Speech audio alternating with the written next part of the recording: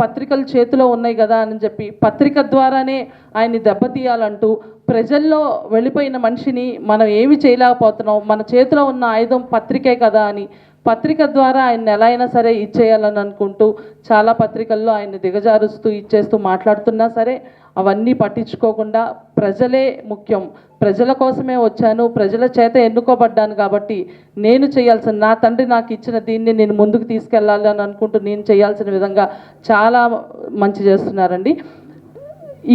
ఇక మీదట కూడా అభివృద్ధి పదంగా ముందుకు నడుస్తూ జగనన్నను మనం గెలిపించుకోవాలన్నని, న్యాయవాదులుగా ఎక్కడెక్కడ ఎలాంటి లోపాలు ఉన్నాయో న్యాయవాదులుగా మనకి ఇప్పటి వరకు లేనిది ఎక్కడా కూడా ఇండియాలో ఎక్కడా లేనిది ఆంధ్రప్రదేశ్లో ఈయన తీసుకొచ్చి 5,000 రూపాయలు జూనియర్స్కి ఇవ్వడం జరిగింది. జూనియర్ న్యాయవాదులకి అది అసలు కనీసం అంటే వాళ్ళ పెట్రోల్ ఖర్చులకు కూడా లేని సమయంలో జగనన్న నేనున్నానంటూ చేయూతనిచ్చి న్యాయవాదులకి చాలా మంచి చేశారు.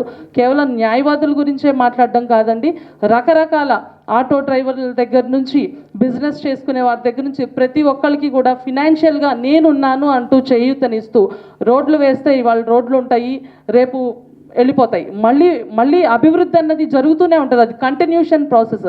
ఫైనాన్షియల్గా ఒక వ్యక్తికి మనం చేయూతనిస్తే అతను డెవలప్ అయ్యి అతని కుటుంబాన్ని వృద్ధి చేసుకుంటూ చుట్టుపక్కల పరిసరాల్లో ఉన్న అందరినీ కూడా సహాయపడుతూ అందరికీ ఒక వ్యక్తి ముందుకు వస్తాడు. వ్యవస్థ అన్నది అలాగే కొనసాగాలనుకుంటూ సంక్షేమంతో జగనన్న అందరినీ కూడా ముందుకు తీసుకెళ్లే ధ్యేయంగా ప్రతి ఒక్క వర్గానికి చెందిన వాళ్ళందరినీ కూడా ముందుకు తీసుకొచ్చి చక్కనైన మంచి పరిపాలన అందించారు. ఇక మీదట కూడా న్యాయవాదులు అందరం కూడా వైఎస్ఆర్సీపీ జగనన్నని గెలిపించుకొని అందరికీ అర్థమయ్యేలాగా ప్రతి ఒక్క విషయాన్ని చెప్పి ముందుకు వెళ్ళాలని కోరుకుంటున్నానండి. జై జగన్.